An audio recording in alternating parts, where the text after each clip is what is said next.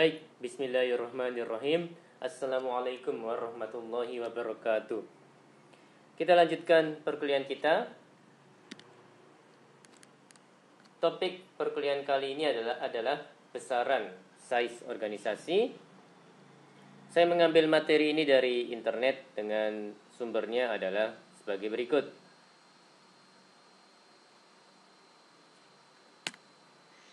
Baik, ini ada ilustrasi ya, Mas dan Mbak ya. Untuk yang sebelah kiri ini terkait dengan PT ABC. Kalau yang sebelah kanan adalah PT XYZ. Untuk sebelah kiri jumlah pegawainya 207 orang. Sedangkan untuk yang PT XYZ jumlah pegawainya ada 69 orang. Nah, kalau dilihat di sini ya, untuk yang apa ini namanya, level kedua, ini ini level 1, 2, 3 berarti level ketiga ya.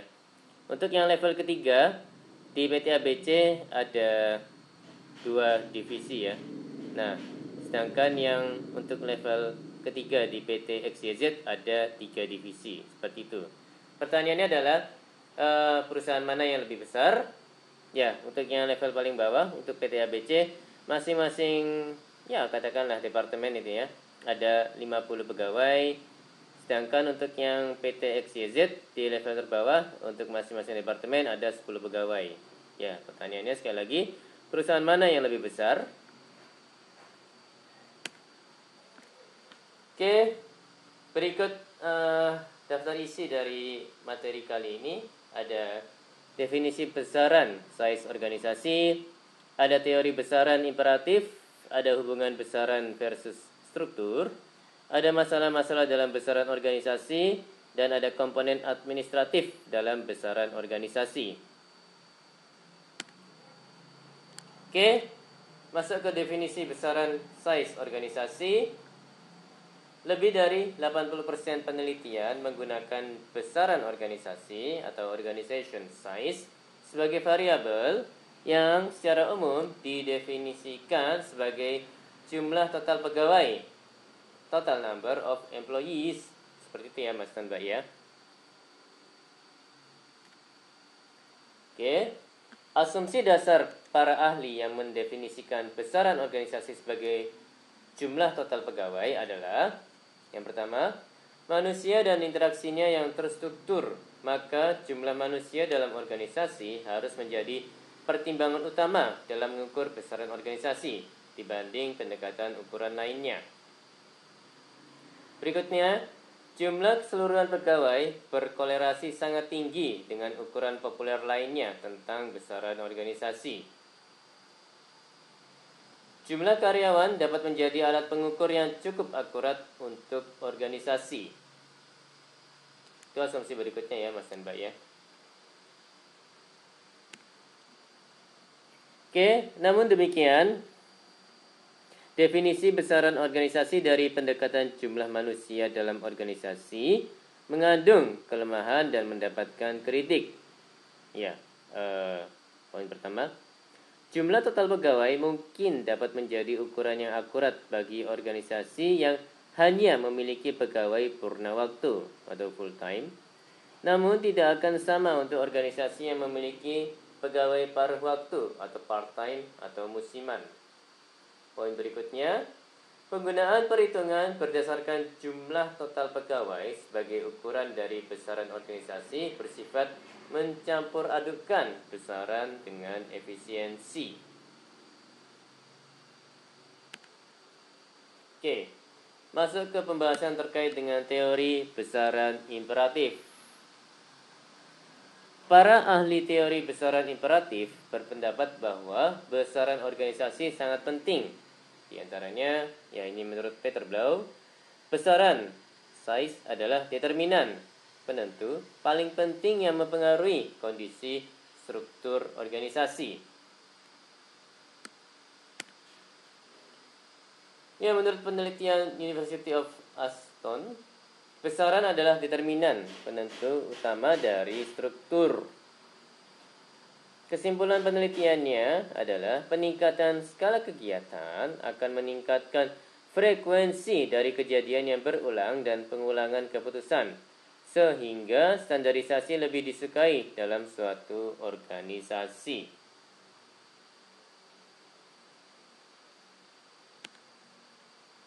Oke, masuk ke kritik terhadap teori besaran imperatif. Kajian independen memperlihatkan bahwa besaran tidak mempunyai dampak atau hanya berdampak minimal terhadap struktur. Ada bukti bahwa besaran mempengaruhi struktur hanya pada organisasi yang mempunyai manajer profesional, namun bukan di antara organisasi yang dikontrol oleh pemilik. Ya, menurut Chris Argyris, besaran mungkin ada kaitannya dengan struktur, tetapi tidak dapat dikatakan bahwa besaran menyebabkan struktur.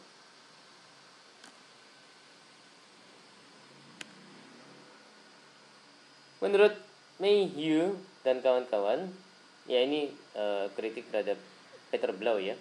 Penelitian Blau mengenai hubungan antara besaran dan kompleksitas merupakan kepastian matematik yang hanya berlaku jika probabilitas yang setara ditetapkan terhadap semua kemungkinan kombinasi struktural. Ya, kritik dari Aldrich, ya ini terhadap Aston. Besaran adalah hasil, bukan penyebab. Teknologilah yang akan menentukan struktur yang pada gilirannya akan menentukan besaran. Oke, lanjut ke pembahasan hubungan besaran versus struktur. Yang pertama, besaran dan kompleksitas.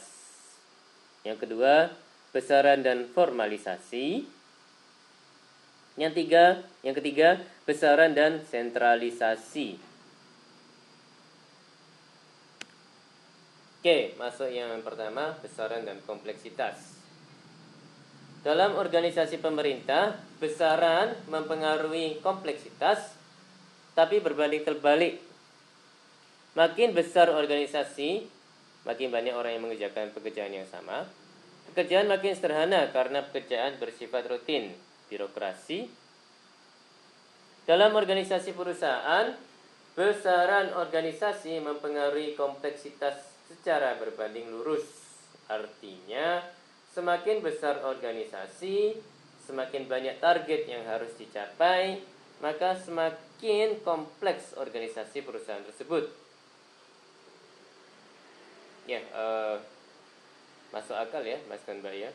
Jadi misalnya kalau kita bandingkan perusahaan multinasional dengan perusahaan UMKM gitu ya, yang ataupun startup yang baru berdiri gitu, tentunya makin makin besar. Berarti yang perusahaan multinasional itu makin kompleks pekerjaannya dan juga tujuannya, bisa jadi akan semakin banyak, Mas dan Mbak. Oke, jika manajer diberikan keleluasaan lebih besar, misal diberi kewenangan membentuk unit tambahan, struktur menyebabkan besaran. Manajer bisa membuat struktur menjadi lebih kompleks.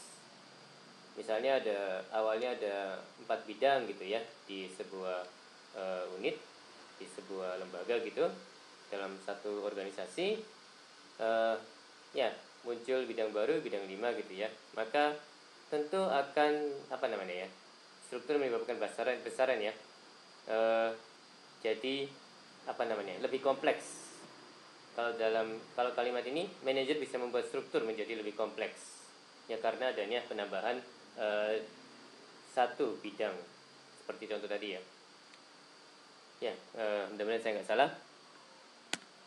Oke, masuk ke besaran dan formalisasi. Hubungan antara besaran dan formalisasi sangat tinggi, positif dan secara statistik berperan penting. Formalisasi adalah salah satu alat manajemen untuk mengontrol perilaku para pegawai. Dua metode pengawasan langsung dan penggunaan peraturan yang diformalisasikan. Makin besar organisasi, makin meningkat formalisasinya. Oke, Masuk ke besaran dan sentralisasi. Hubungan besaran dan sentralisasi tidak terlalu berkaitan, namun sebaliknya dengan desentralisasi. Hubungan besaran dan sentralisasi atau desentralisasi tergantung pada pemilik organisasi, sentralisasi, sedangkan pengelolaan profesional, desentralisasi. Keinginan untuk mempertahankan kontrol oleh pemilik dapat mengabaikan, tidak memperhitungkan kerugian dalam efektivitas organisasi. Ya ini bisa dikatakan karena tidak fleksibel gitu ya, terlalu kaku. Oke, masuk ke pembahasan masalah-masalah dalam besaran organisasi. Pada waktu jumlah pegawai operasional meningkat, akan berpengaruh terhadap pegawai administratif dan staf pendukungnya. Teori organisasi dapat diterapkan pada organisasi kecil.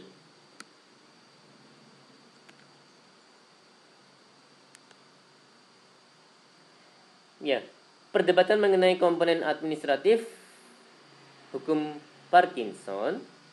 Ya, ada beberapa poin ya di hukum ini.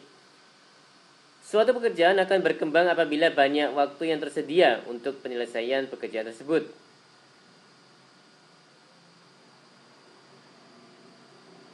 Tidak dibutuhkan atau hanya sedikit terjadi hubungan antara pekerjaan yang harus dilakukan dan besarnya staf untuk pekerjaan tersebut.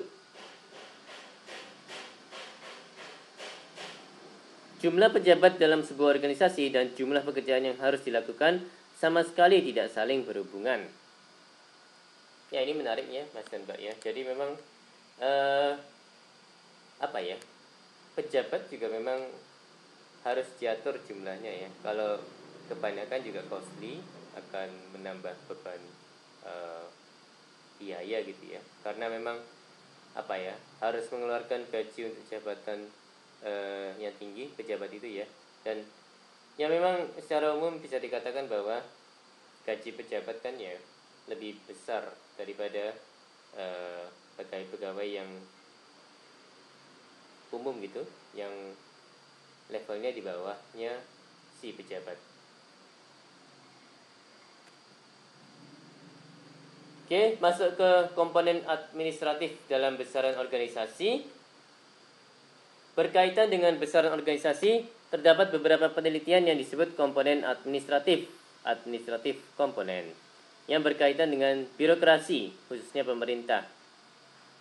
Jika kita menggunakan konsep rantai nilai, value chain, Porter, maka aktivitas-aktivitas organisasi yang sangat mendasar terdiri dari aktivitas-aktivitas pokok, primary activities, yang menciptakan nilai, kemudian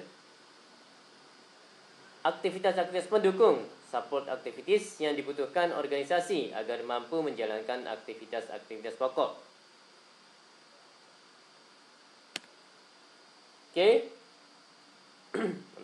Terdapat beberapa argumentasi berkaitan dengan komponen administratif dalam besaran organisasi ini, yaitu argumentasi korelasi positif, yang kedua argumentasi korelasi negatif, yang ketiga argumentasi curvilinear. Oke, komponen administratif. Terkait argumentasi korelasi positif, pada saat besaran organisasi berkembang, komponen administratif relatif bertambah secara tidak proporsional. Sedangkan argumentasi korelasi negatif, efisiensi economics of scale, komponen administratif menurun pada saat besaran organisasi meningkat. Jika sebuah organisasi tumbuh, harus ada pengurangan proporsi pegawai yang dialokasikan untuk mengerjakan aktivitas yang tidak langsung. Oke. Terkait argumentasi curvilinear, hubungan antara besaran dan komponen administrasi tidak linear. Pada saat organisasi keluar dari kategori kecil mulai menjadi besar, mereka merasakan keuntungan dari economics of scale. Tetapi ketika sudah menjadi besar, organisasi akan kehilangan keuntungan tersebut. dan menjadi kompleks sehingga membutuhkan peningkatan komponen administratif untuk koordinasi dan kontrol.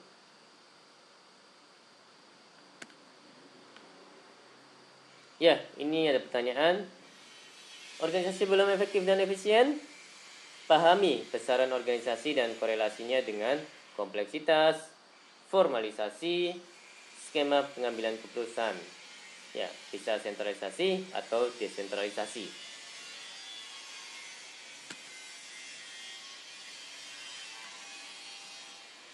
Baik, demikian dari saya.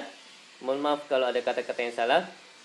Terima kasih atas perhatiannya. Wassalamualaikum warahmatullahi wabarakatuh.